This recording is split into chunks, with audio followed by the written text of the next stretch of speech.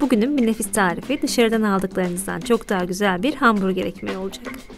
Her hafta yayınlanan denenmiş nefis tariflerinizi kaçırmamak için kanalımıza abone olup bildirimleri de açın lütfen.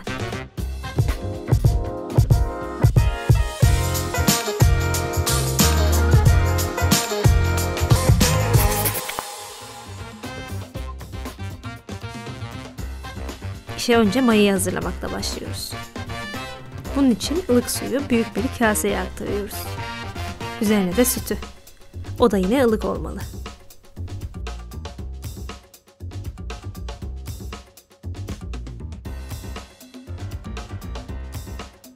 Ardından toz maya ve şeker. Hepsini karıştırıp birkaç dakika bekletiyoruz. Siz instant maya kullanıyorsanız bekletmenize gerek yok. Bu tarifte 2 adet yumurta kullanacağız. İkisini de diğer malzemelerin üzerine kırıyoruz. Yumurtaların kolay dağılabilmesi için hepsi tekrar karıştırılırsa iyi olur. Sırada un var.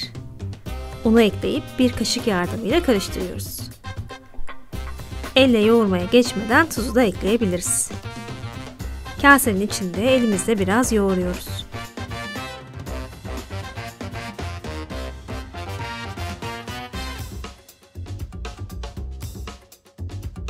Oldukça yapışkan ve cıvık durumda.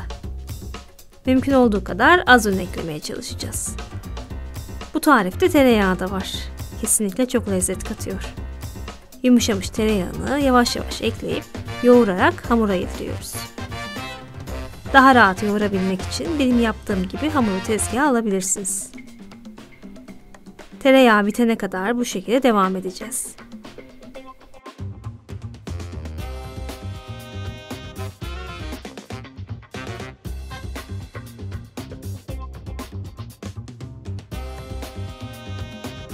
Hamur yağı çekince ortasını açıp biraz daha yağ ekleyip tekrar yoğuracağız.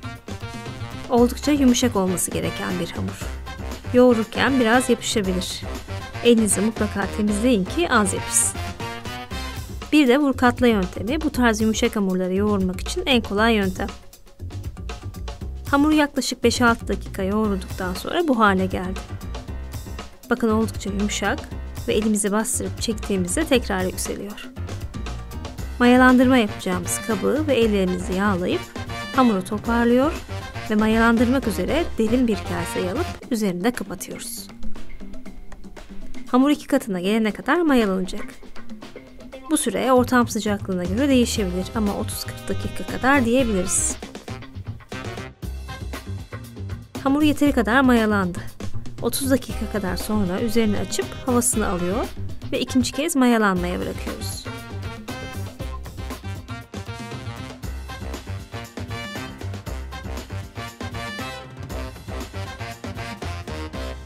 Artık porsiyonlamaya geçebiliriz.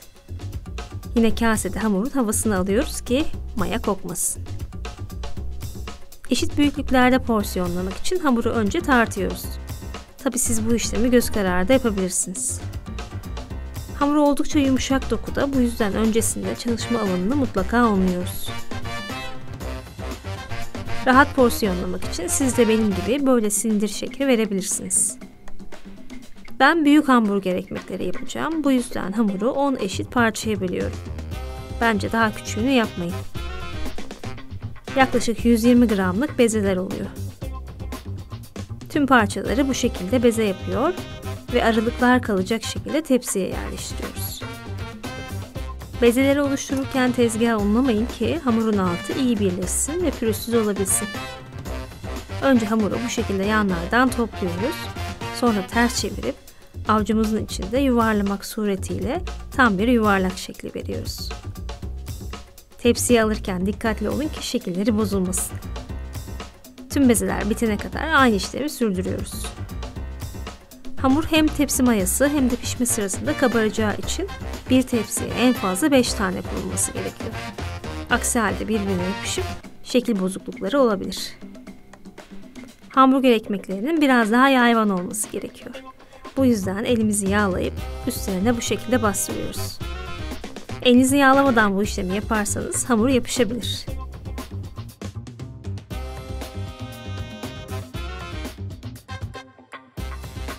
Üzerini kapatıp tepsi mayası için 15 dakika kadar daha bekletiyoruz.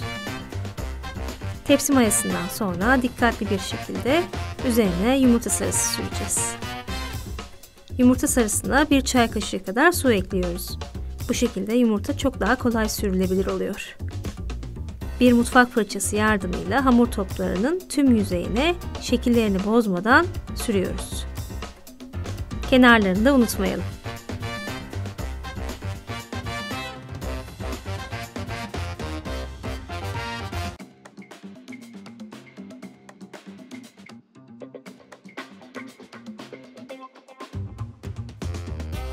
Üstlerine de kesinlikle susam. Tabii bu sizin tercihinize bağlı ama susamlı çok daha güzel oluyor bence. 2 tepsi de hazır. Artık pişirmeye geçebiliriz. 180 derecede önceden ısınmış fırında üzerleri kızarana kadar pişiriyoruz. 15 dakikadan sonra mutlaka kontrol edin. Evet, hamburger ekmekleri pişti. Fırından çıkar çıkmaz üzerlerini bir mutfak örtüsüyle kapatıp yumuşamaya bırakıyoruz. Size ne kadar yumuşak olduklarını göstereyim.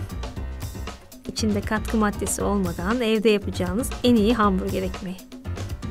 Bu güzel hamburger ekmekleriyle çok güzel hamburgerler yapabilirsiniz.